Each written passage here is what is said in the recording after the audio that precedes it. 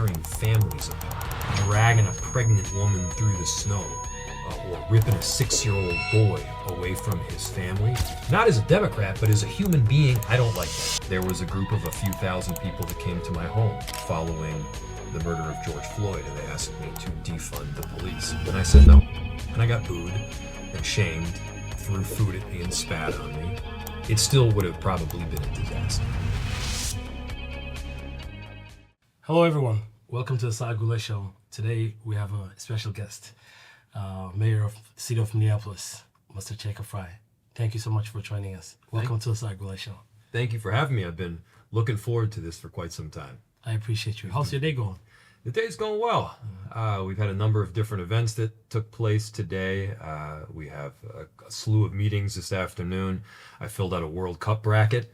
So, no, it's been a good day. And who do you say is winning? You know, I've got Holland winning the whole thing. I've got a Holland-Brazil final. Orange, okay. Hey, I can respect that. Yeah, and then I believe I've got Portugal and Spain there towards the end. I know you're a Cristiano Ronaldo guy, so you want that journey to conclude like Messi did last year. Like Messi did last year with a World Cup victory. Yeah, but we can't count Messi out as well. You know, one of the greatest to ever do it. He's still playing. Yeah, but I know your schedule is very busy. You're a man with multiple events, so I want to deeply, show you my gratitude and say thank you so much for sharing this important time with us today. Of course. And we will get it right ahead. Mr. Mayor, your entire time here in Minneapolis, what has been the hardest thing that you could say is about your job or about your daily duties? People often ask me, they say, you must make a lot of hard decisions. The truth is, the vast majority of the time, especially during an emergency or crisis, it's very clear what the right thing is to do. So it's not a hard decision, but oftentimes it's painful. You know the right thing to do, but you also understand that doing the right thing will subject you to a beating at times from both sides. Yes. Look, we've been through the murder of George Floyd, the unrest that followed, the shooting at Annunciation, Operation Metro Surge. These were all very painful times in our city. But what first comes to mind, because it happened recently, was a moment during Operation Metro Surge. We had 3,000 to 4,000 ICE agents marching down the street, discriminating only on the basis of do you look Somali, do you look Latino, and indiscriminate pickups thereafter, separating people from the families that they love in the city that they cherish. Yes. And at the same time, Donald Trump was threatening to invoke the Insurrection Act, which would allow him to bring in 1,800 military troops from Alaska. The Department of Justice was investigating me, I've seen that, trying to indict me personally. And we were getting death threats virtually every hour of every day. And so it was a concerning moment for the city in that it felt like we were operating on the brink. It was a concerning moment, of course, for me personally, because I was worried for my family's safety. And if that Insurrection Act was invoked, we likely would have been overwhelmed. And so that was a moment that was, yes, indeed, deeply concerning, quite scary, and hard. Because at the same time, we got to lead a city through these difficult times. 100%. Well, I'm so sorry. You never want to hear anybody's life in danger, and people can have disagreements. But when threatening and people's lives get in danger, it's something that you never want to see anybody, regardless of their their status. That's right. And I want to say I'm so sorry, because that's very inconvenient for everybody, especially a family man, father, and everything like that. So, but thanks for sharing that with me. Now you have been elected 3 times. Why do you think Minneapolis voters continue to trust you, and despite the challenges and the criticism that you receive? Yeah. Well, first off, I don't speak for Minneapolis voters, and they speak for themselves. And the most clear and objective way that they do speak is through an election. Yes. I have noticed that when you do the right thing, you may not get love in the immediacy, but you get respect over the longer term. 100%. And as mayor, love is not what you strive for. It's respect in doing a hard job, making the hard decisions, and running not necessarily towards the direction of the political winds, wherever they may be blowing, but to do the right thing for the long-term future of our city. And there have been many moments where I made a decision that was correct, but perhaps correct too early. There was a group of a few thousand people that came to my home following the murder of George Floyd, and they asked me to defund the police and commit to doing so. And I said no. And I got booed and shamed. They threw food at me and spat on me. And in that moment, I thought maybe my political career was over. But I slept just fine that night because I knew that it was the wrong decision to get rid of the police. And what was at that time a very hard decision, it was painful decision, not hard, but painful, became the decision that virtually everybody else made just a couple of years down the road. And so, I can't speak for Minneapolis voters, but at this point, I've been elected 3 times. I'll be the second longest serving mayor in the history of the city. And it's a job that I love because I love the people of this city. I love doing the work, going hand in hand, working with community members around some of the hardest issues that you could possibly imagine. And it's inspiring. I get inspired by the people of this city. Awesome. Well, that's a leadership. Sometimes you have to make decisions that people don't agree with you, right? That's right. But you said something that stood up to me. You went to bed not worried about anything because you know your heart did the right thing, right? That's right. Well, thank you for sharing that with me, Mr. Mayor. Going back to that, do you believe Minneapolis is a safer city than 4 years ago? I do. And you don't need to take my word for it. You can look at the statistics, the crime data. I mean, crime is down in virtually every category in virtually every neighborhood in the city. And so, I've experienced times when crime has been dramatically down and people think that it's sky high. I've also seen times when crime was sky high and people felt it. I try to go off of the objective data. What is it telling us? Where are shootings taking place? Where are assaults or theft taking place most frequently? And you focus then energies on correcting it. There will always be the squeaky wheel or the person that is yelling the loudest. There will always be frustration and fair concern about how people feel when they're out on the street. But what I first focus in is on the data. But secondly, at some point, perception becomes reality. If people don't feel safe, then they won't be. And so we need to both make people feel safe and actually have safety in the city. And we're working on both of those right now. Awesome. Yeah. It's like you said, you don't need to tell me. People can tell, what changed or whatnot. Many people say downtown Minneapolis is still haven't fully recovered. What was your vision for downtown 5 years from now? Yeah. Downtown is changing. I've often heard people say that they want the downtown of 20 years ago. And I say, well, hang on a second. No, you don't. 20 years ago, downtown was like 6.5 blocks in total.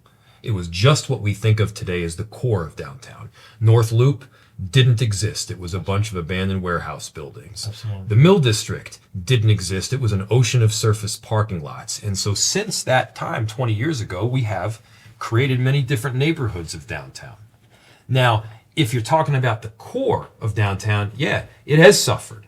This whole concept of remote or distance work has made it so that fewer people are coming into the office, fewer businesses deciding to lease space for a larger period of time over a larger space, and that has an impact. So what needs to happen now for the future is we need to move downtown to the next phase. And the next phase is not just going to be a bunch of people coming into work at 8 a.m. and leaving at 5:30 p.m.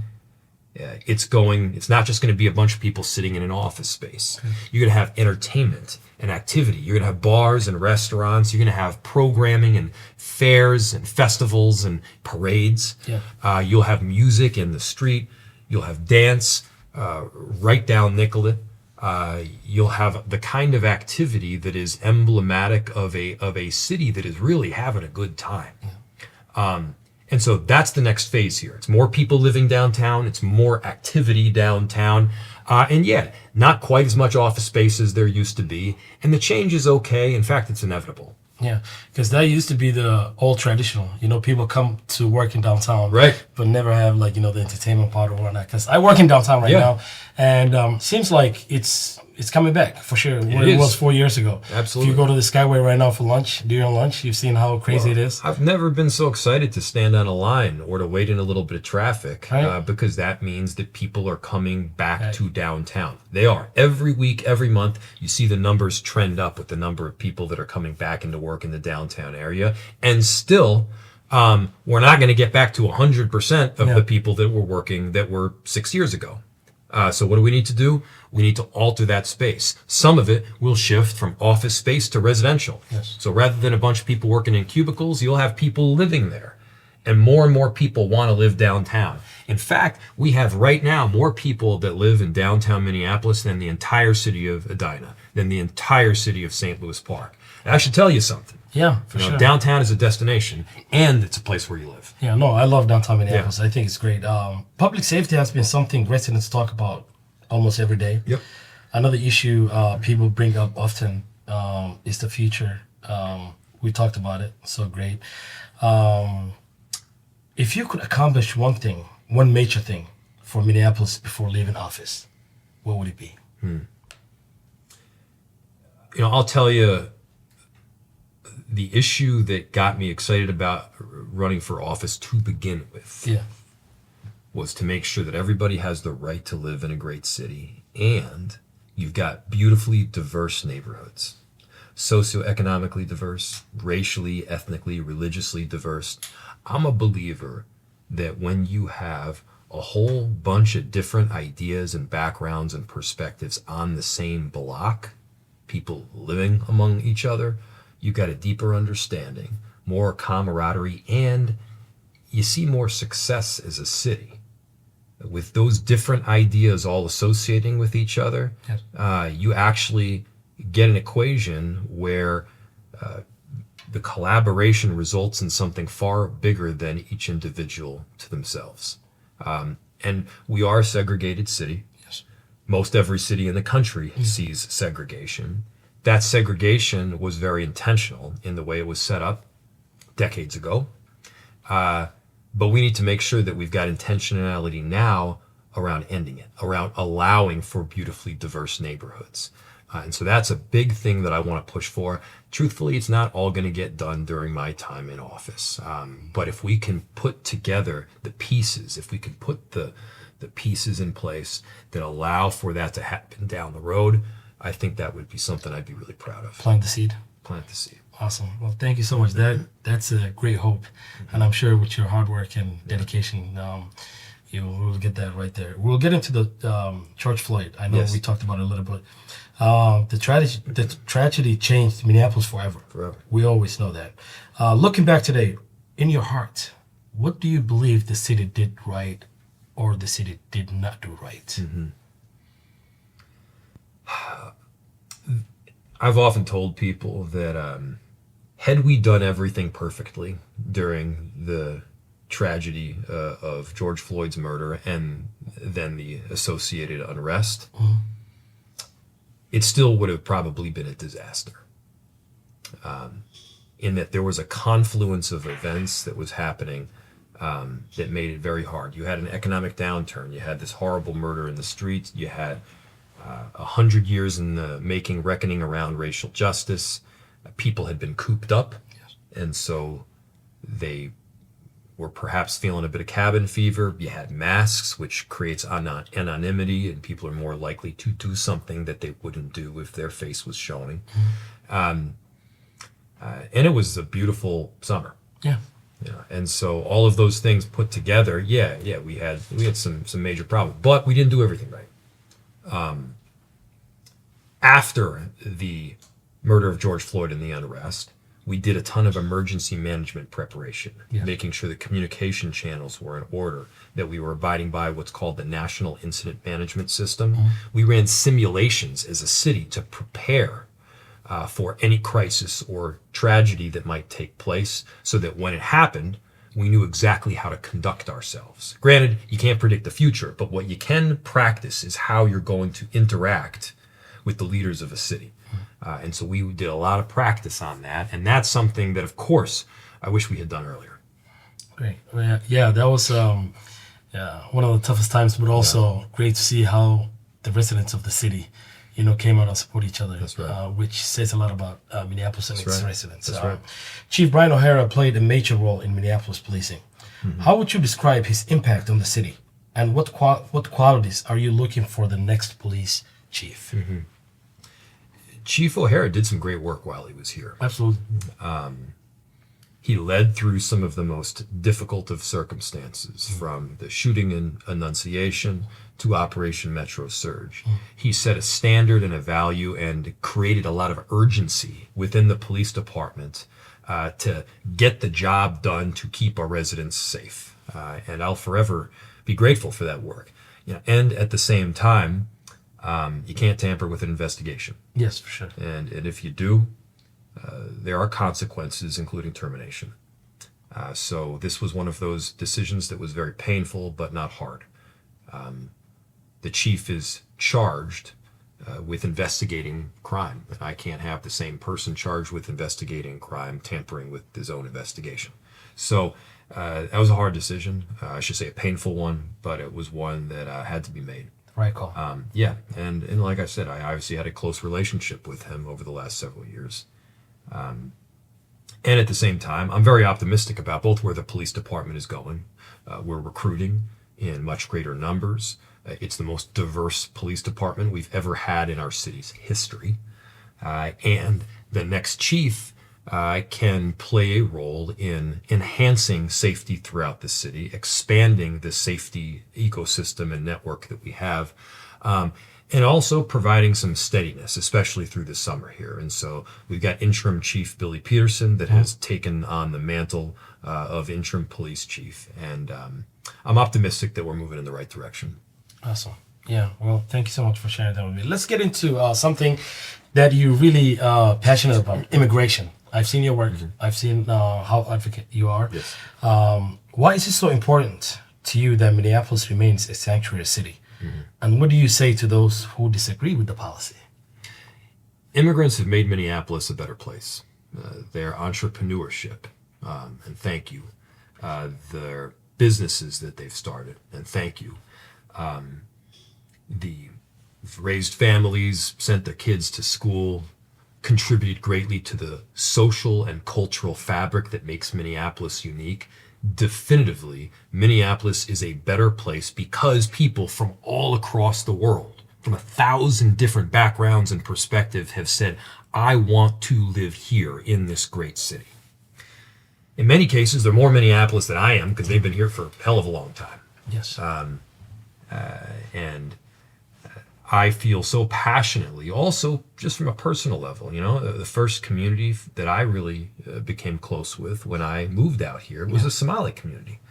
I didn't have many friends or much family, but there was a community that I, played soccer with on the weekends. Nice. Sipped tea with and watched, the sports games on the television.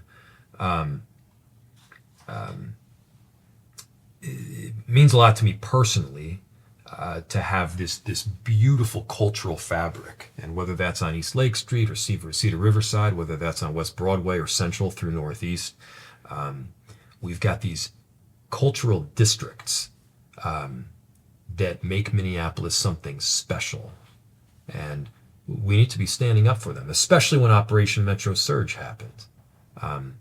What took place was not constitutional. It was immoral, and it runs counter to everything that we believe as a city. And what we saw is people stand up. Yeah. We saw neighbors supporting neighbors. We saw people protesting by the tens of thousands, dropping off food for those that were terrified to go outside because they get ripped apart from their family. 100%. We saw people stand and watch over a daycare. And I'm so proud. I've never been more proud to be a mayor of Minneapolis and part of this great city because of the way that the people in it stood up. Yeah. No, thank you. That's a personal to me as well. being Somali, being a businessman here in the Twin Cities. That's right. So it's kind of hard to hear, when people say the word Somali, they think about the wrong things. And our top office told that to the people, to the American people. It's wrong. Well, I mean, and let's just speak frankly about this. The way it works in America is when you commit a crime, you get held accountable as an individual. 100%. Not as a community. As an individual. When you commit a crime, whether it's murder or fraud, we investigate that crime. We arrest the perpetrator of it. We prosecute them. And they go to jail as an individual. In America, you do not get held accountable as a community for the actions of a few. I'm Jewish. I don't get held accountable every single time a Jew commits a crime. They get held accountable. Yes. I'm my own person. You're your own person. I'm proud of the work that you have done as an entrepreneur in this city. And it's not just unfortunate, it's completely wrong-headed to negate the incredible contributions of the Somali community because the wrongful actions of some. 100% agree. Everything you said just is the right way of thinking about your neighbors, your people, and like you said, Minnesota is made for immigrants. That's all right. of these immigrants that are doing the great things. The Latino communities, the African American community, the Somali community. It's just a beautiful thing to see. And we're all immigrants at some point. For sure. I mean, when did your family come here? So my mom side of the family came here in 50s. Okay. In DC. Yeah. Virginia area. Northern Virginia. Yeah. So that's the thing. So I grew up in Northern Virginia. Oh, okay. And I think two of the largest Somali communities in the whole United States are in Northern Virginia, where I grew up, and then Minneapolis, where I came to. And so but I came here in 1999, so 27 years, going to 28 years. So you've been here for longer than I have. Oh, yeah. I grew up right in Lake and Park, so I'm a South Minneapolis kid. You're a South Went to Minneapolis. Roosevelt High School. Of course. Went to Minnesota State Mankato. So I've been Minnesota all of my life. And I refused to move it because despite the cold weather and everything, this felt home for me. So. Well, and I think so I don't think of you as Somali first. I think of you as a Minneapolis business owner first. No, thank you. I think of you as an entrepreneur. And I think that's one of the big shifts that Donald Trump and his minions didn't realize is that when when the ICE came in, they thought that everybody was going to sell out the immigrant community because they thought of them as others. No. You're just part of the city. Exactly. And you've made it a better place. Not just immigrants or undocumented people or whatever it may be. This is like, this is the local podcast host. Yes. This is the business owner. This is the insurance agent or the bartender or the barista, And so that kind of mentality, I don't think that they were fully expecting. And like I said, we've all got our stories of immigration. Yeah, no, that's great. And I always tell people, don't want to, keep talking about this, but I feel like it's important. We got so many professionals. You're a friend with Olympic winner, Abdibili. You're friends with doctors. Yeah, of course, yeah. You're friends with, lawyers. Yeah. You're friends with entrepreneurs. That's right. So it's like, you can't just count those few bad apples. Right. And say everybody's a bad apple, That's exactly right. And if I had the opportunity to share that with the president, I would tell him straight up Absolutely. too. I'll tell him, hey, I'm Somali. I live in Minneapolis, and I've never stolen a penny in my life. That's right. So does that make me garbage? So it's one of the questions that I'm looking forward to. Thank you for getting into that. How do you balance enforcing the law while ensuring immigrant communities feel safe and protected? Mm-hmm.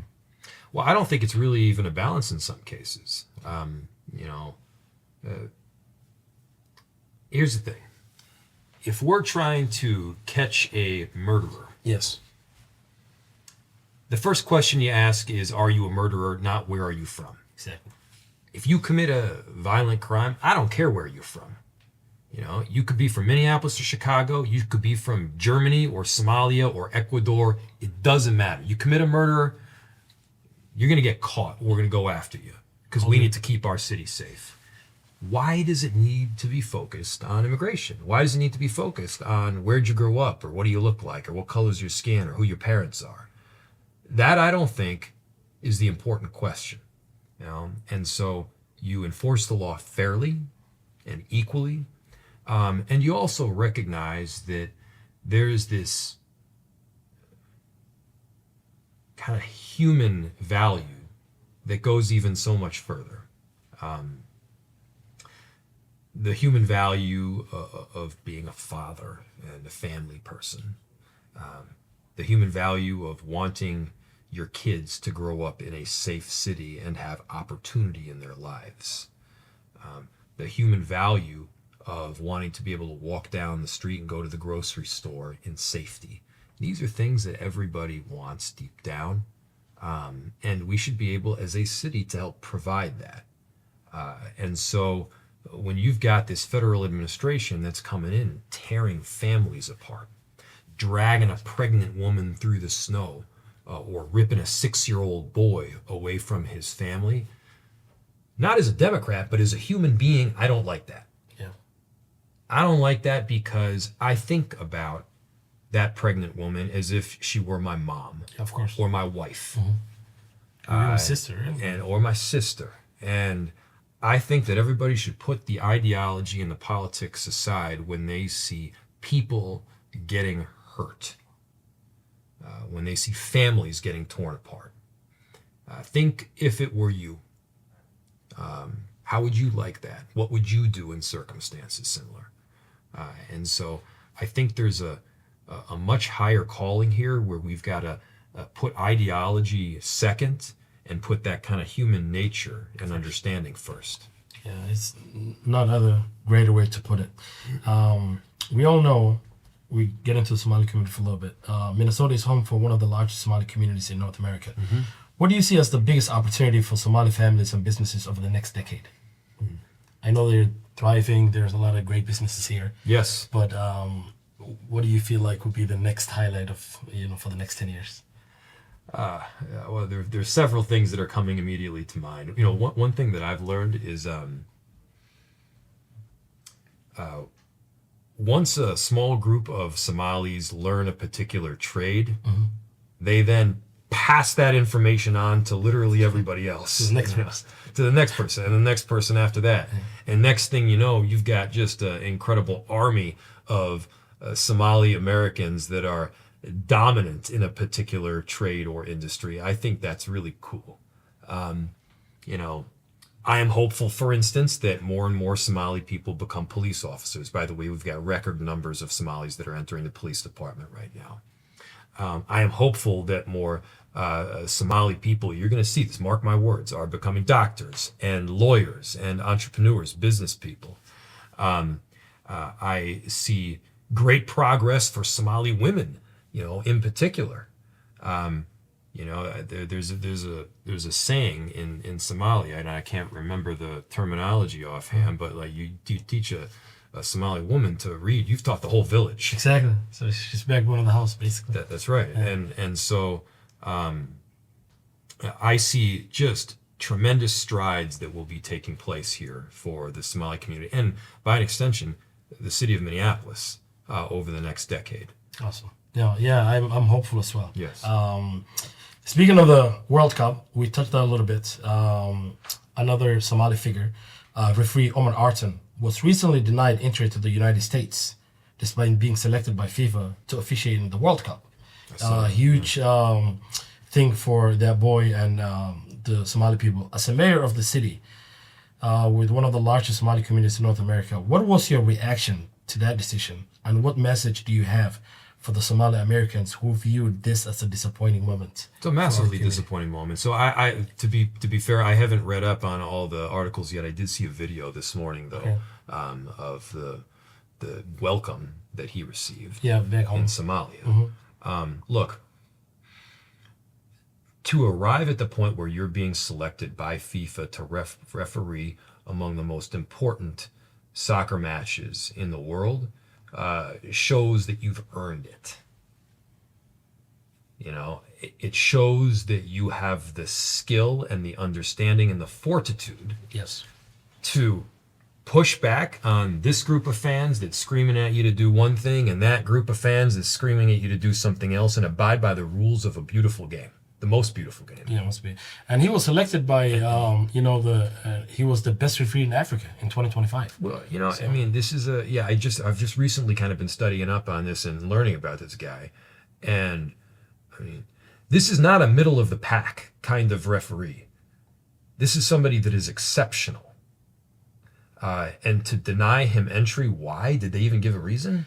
Said he was, part of terror group, which is totally uncalled for. My thing is this: the U.S. Embassy in Kenya cleared him. They gave him a visa to travel to the United States of America. And so the United States already cleared him. Yeah, they cleared him. And probably what happened is the administration stepped in and said, "What? He's Somali." Exactly. And a lot of people saying that they saw the Omar, and what comes to mind? And that's what they did. Yeah, I mean, that's just disgusting. Yeah, when 47 is obsessed with Omar. Yeah. So he probably didn't like the name, right? So I'm thinking that was one of the uncalled for things. Not just uncalled for. Wrong. Yeah, very wrong. It's wrong. It's wrong. But thank you for showing support. We appreciate it. Youth and the future leaders of the world is something that I'm passionate about. Yeah. Motivating the youth. Yeah. Teaching, the next generation of leaders how to be great people. What are you doing to help develop the next generation of leaders, entrepreneurs, and public servants in our city? Well, the truth is the next generation of leaders is pushing me. They push me. They require us to think outside the box. They bring new ideas and blood and excitement to the work. And that is a necessary infusion for any administration, for any society. And I do feel, and I'm feeling this more and more in a third term as a father of two, the importance of mentoring, passing on what limited wisdom we've got to the next generation, so that they themselves can be better than us and to succeed more than us. And I feel that especially in this third term, I have more of an opportunity, given the experiences that I've had, to help people out. It's beautiful. Yeah. Well, the next generation is what we got. Let me get a little bit personal. What's one decision you would handle differently if you would go back and do it again? There's quite a few things that in retrospect you change around. I mean, God, just take COVID-19. I am certain that in 5 and 10 and 20 years from now, there will be things that we did that saved lives. 100%. And there will be things that we did that were really stupid. Yeah. Why? Because we didn't know. We've never been through a global pandemic before. I mean, if you remember right from the get-go, everybody was like washing their hands like crazy, and that was completely pointless. Yeah, for sure. I think that there were probably closures that were either misplaced in time or duration that we could have improved upon. And so, again, you look at all of this stuff with the information that you had at that moment. Yeah. No, definitely, I did not miss COVID-19, especially the 6 feet distance. And going outside. I remember going to the gym, playing basketball with friends and wearing a mask. And that was very... it was tough. Yeah, inconvenient. Tough. And again, some of that, I'm certain, saved lives. Yeah, for sure. And some of it, I'm certain, was just dumb. No, for sure. But, you adjust. You double down when you are right. You admit it when you're wrong. Absolutely. Well, that's great. If a 16-year-old Minneapolis student asked you, Mr. Frey, why should I believe my future will be better than my parents' future? What would you tell them? I would tell them because you should believe in yourself. Everybody has an obligation to do whatever it is that they do best to benefit society the most. And to that particular 16-year-old, while I don't know them personally, yes, they have the opportunity to bend the arc of justice. They have the opportunity to run with a great idea and to change the world. And so, look, every generation is on a mission. every generation also suffers from the decisions, both good and bad. Yes. They benefit and suffer from the decisions, good and bad, that the previous generations have made. And so, I mean, I would say any advice that I give them is probably advice that is misplaced because they're the ones to dictate it. For their actions and lives, right? These next 5 questions, I would like you to give me one-word answers, if it's possible. I don't right? know. I'm a politician. So right? it's hard, you know? Right? We'll try it. Yeah. The biggest challenge Minneapolis is facing right now? Economic recovery. I'll give you 2 words. Okay. Respectable. Most underrated neighborhood in Minneapolis? Beltrami. Okay. Beltrami in Northeast, yeah. One thing people misunderstood about Jacob Frey? One thing. Yes. I'm a human being. All right. We'll You take know? that. People often think of you just as mayor. And Right. you know, in addition to that, I've got my idiosyncrasies and my quirks and I've both high points and certainly flaws, just like anybody else. We'll take it. Who inspires Jacob Frey? You know, right now my dad, you know, he's, my mom is experiencing dementia. Okay, I'm which so is sorry. really hard. And he has been so patient and kind and helped move their lives here out to Minneapolis. They're now residents here in the city. And I think that's been a whole lot for him. But he's doing just a tremendous job, and I'm really inspired by him. And I mean, the work that he's done, the business that he started and managed along with my mom for, 45 years. Oh, that's great. Yeah, and so they're, but this is a new phase of life for them, and Sure. it's inspiring to see them Are they back home? explore it. They're here in They're in Minneapolis. Yeah. Awesome. What gives you hope about Minneapolis? The people. The people. That's both the cliche answer and the correct one. Awesome. Especially when you think about everything that they have endured over these last few months. Thank you so much. To our viewers, Yeah. thank you so much. I hope you enjoyed this conversation as much as I did, Mr. Mayor. Yeah, thank you so much. Thank you so much for Yes, coming. yes, it was and wonderful. yeah, for sure.